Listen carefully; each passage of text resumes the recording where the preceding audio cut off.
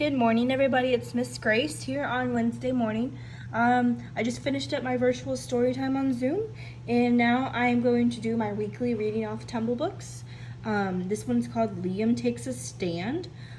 I was unable to post one of these last week just due to because we started curbside service and I was really tremendously busy helping out with that. We had an awesome amount of people come out and get their books curbside, and it was great that we were able to share the love of reading with them again.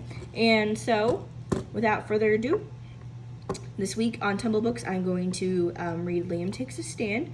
I also must inform you that I will be doing this for quite a while, even if we do open in the near future.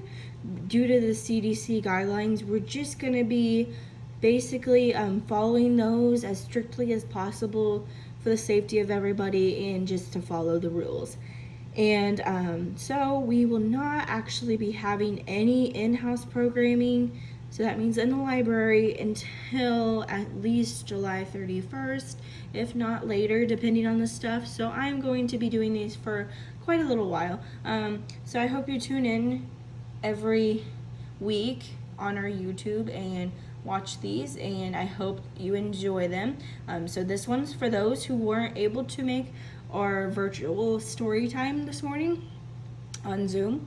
So I'm just going to read off of here, and I hope you all enjoy it. So we'll get started. I miss you all so much. All right.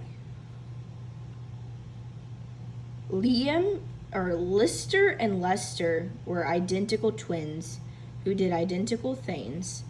When Lister joined the track team, Lester came running. When Lester joined the swim team, Lister dove in too, and they both rocked the art club at exactly the same time. They were constantly competing with each other. Sometimes Lister won, and sometimes Lester won, but their little brother Liam never won. Mostly he just wanted to play with them, but Lister and Lester didn't have time for that.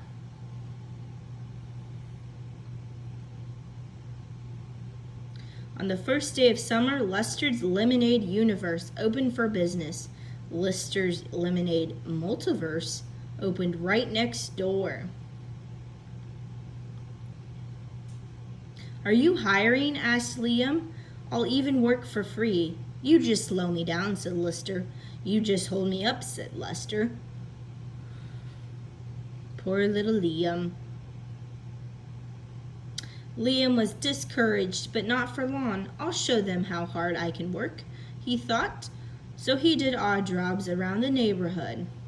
Looks like he's walking dogs, sweeping, mowing, trimming. Everybody paid him in cash, except Mrs. Redmond, who paid him in apples, and that inspired a plan. Maybe, he thought, at just the right time,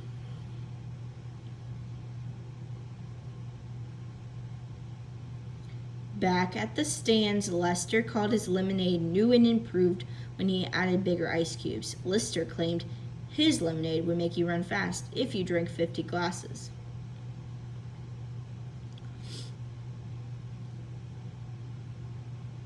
Lister started selling pink lemonade. Lester started selling purple. Lester blasted music. Lister hired a band. They spent all their earnings on bigger and crazier gimmicks. Liam, on the other hand, mostly saved. Everyone still paid him in cash, except Mrs. Redmond. Almost time, he thought.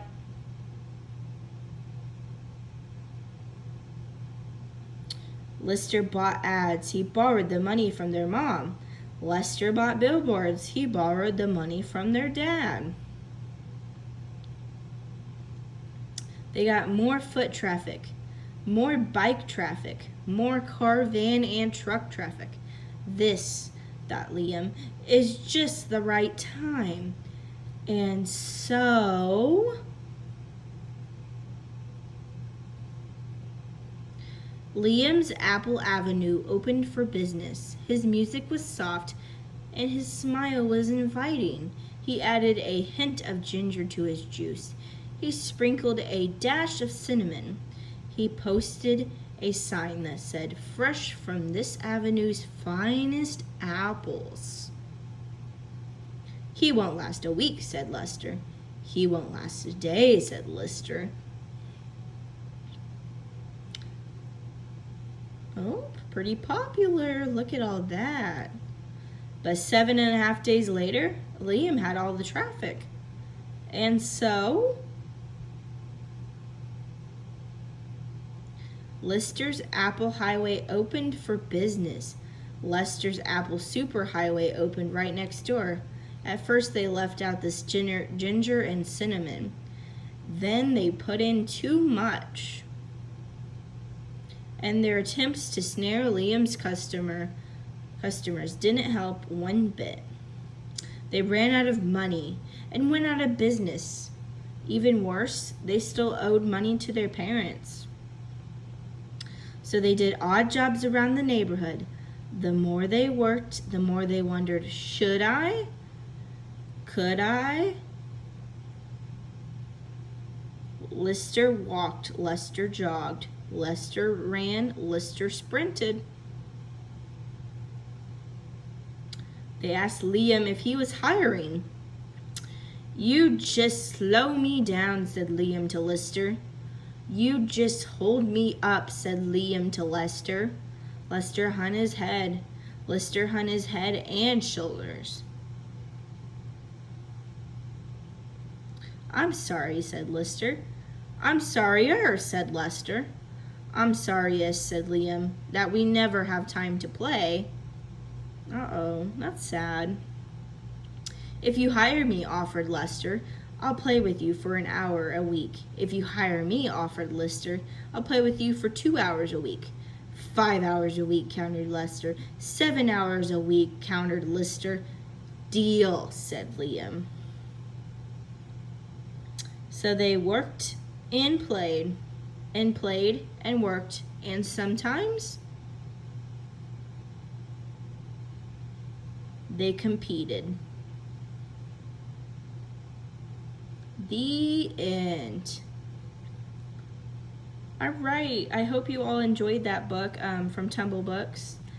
I enjoyed reading it to you. It was super cool, and it showed that siblings have rivalry sometimes, but they can get over it pretty fast. I know as a young girl, it was just, you grow out of it, but without that sibling rivalry, you don't learn much. Then you learn to work together and team build, and so that's really awesome to have a sibling. If you don't have a sibling, then that's perfectly okay. It's good to always work well with your friends at school, perhaps with your other family members, maybe your cousins, maybe you have aunts and uncles that would like to work with you, to team build, have fun little competitions, all kinds of good stuff. So I am going to let you all go for this week. I hope you enjoyed that story so much. I will try to do this pretty routinely unless I get caught up in our curbside pickup, but hopefully I'm pretty regularly now that we got calmed down after last week. Other than that, I do apologize for not tuning in last week, but I hope you have a good rest of your week this week, and I hope to see you all in person hopefully soon, despite not having in-house programming. But other than that, I think that's all for you all today, and I hope you have a great, wonderful Wednesday. See you later, everybody.